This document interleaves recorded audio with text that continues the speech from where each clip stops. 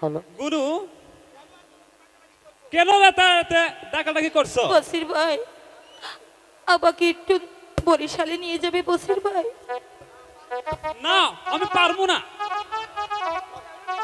তুমি অন্য গাড়ি নিয়ে যাও। আমি বলছি তো পারবো না।